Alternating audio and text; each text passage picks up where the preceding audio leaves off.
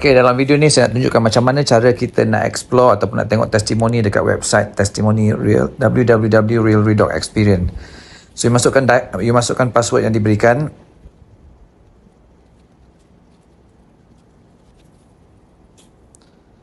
Okey, selepas tu anda boleh scroll. Kalau anda tengok video yang pertama ni adalah penerangan ringkas tentang apakah itu redox signaling molecule, dan diikuti dekat bawah tu ada beberapa video yang sempat saya rekodkan tentang tentang pandangan beberapa orang doktor tempatan dan seorang doktor daripada Amerika, Dr. David Silverman, Dr. Azali dan juga Dr. Mugilan.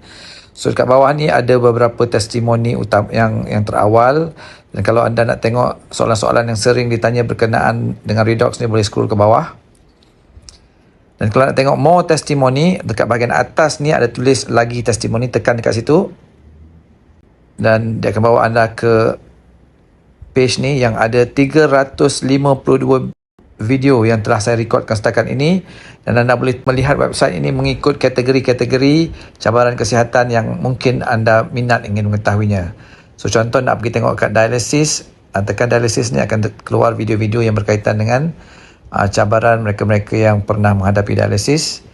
And then ataupun nak tengok yang berkaitan dengan lutut, tekan dekat sini. So dia akan keluarlah perkara-perkara ataupun video-video yang berkaitan dengan cabaran ketidakselesaan lutut tu tadi.